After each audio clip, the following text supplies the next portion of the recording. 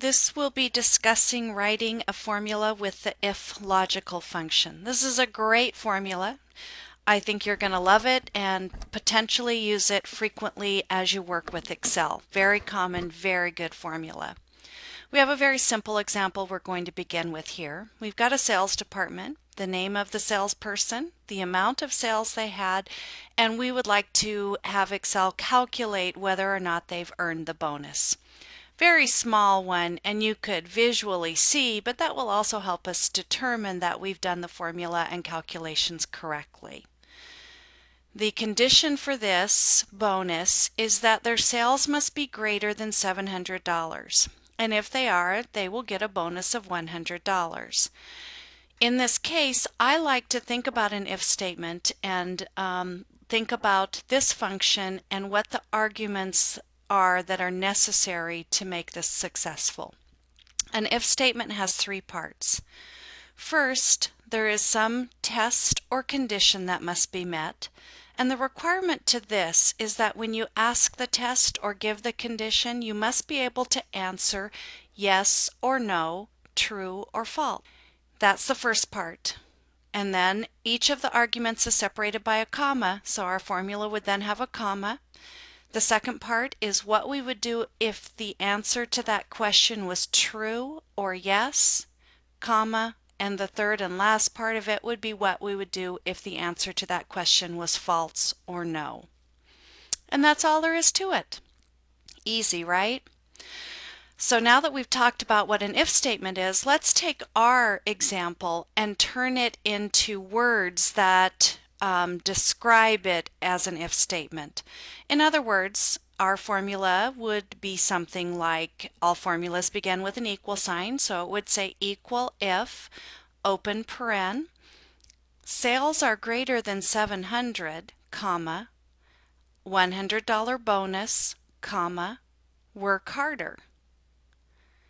And now let's translate that actually into what the formula would look like if it is input correctly. And we'll do that in just a moment, but we'll take a look at it first. It would say equal sign if, and the first thing I need to do is look for where is the cell that the first sales are listed. And in this example, where are Jane Doe's sales? So if B5 is greater than 700,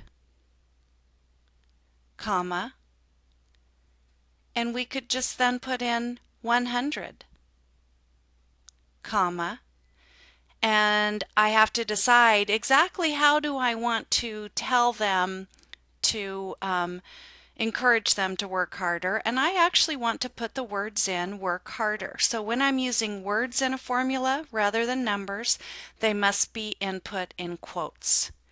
And so I would actually, within quotes, for the false part of this, put in the words work harder, and then close my parentheses off. Remember, there's always more than one way that you could start your formula or do the calculation. I'm going to, just for this example, use the insert function to help me do that. So you'll have practice using that also.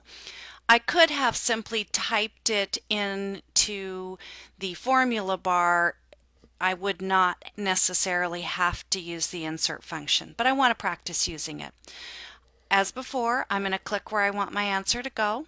I'm just going to use the shortcut for the insert function rather than going to the formulas tab.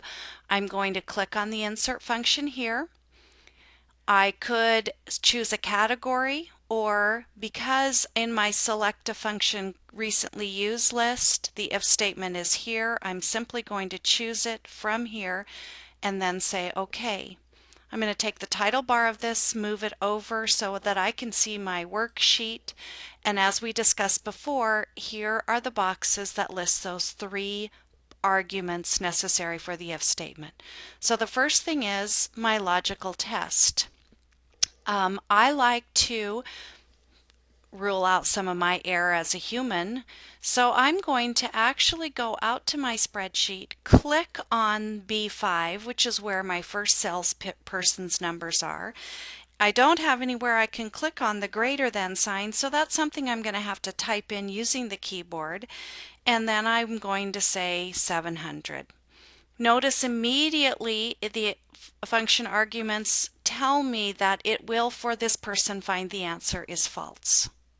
So instantly I know what my answer is going to be. Remember that if you look at the function arguments, anything that is not listed in bold is not required. However, I do want to put both of these other arguments in. So my value if true, I simply click in that next box. My value if true is going to be 100. I can simply type that number in, and my value of false, I'm going to click in there. Remember, we were going to use words, and I said words had to be inserted in quotes. So I'm going to put my quotes in, and the words I want exactly as I want them to appear, and again it shows me over here. The answer to this question is going to be false. It tells me here the formula result when I finish this one is going to be that the words work harder will be inserted. I'm going to click on OK, and I get my answer. I would like to, as always, make sure I'm efficiently and effectively using Excel, so the easiest way for me to copy the contents of this formula into the next cells might be using Autofill. I know that I don't have anything in this example that should be other than a relative formula reference, and so I'm going to go to the little right hand corner, get my autofill handle, and then drag and copy that formula down into the others. I'm going to click off of it just so you can see it, and just exactly as you should have expected, you can see that Jane Doe and Dean Martin need to work just a little bit harder in order to earn their bonus. You can see this is a great formula, and if you think your way through it in just those 3 easy steps, I think you'll find it easy to use. Later, when we get more complicated, you can do things like nested formulas where you can set multiple conditions up. But for now, here's our if statement.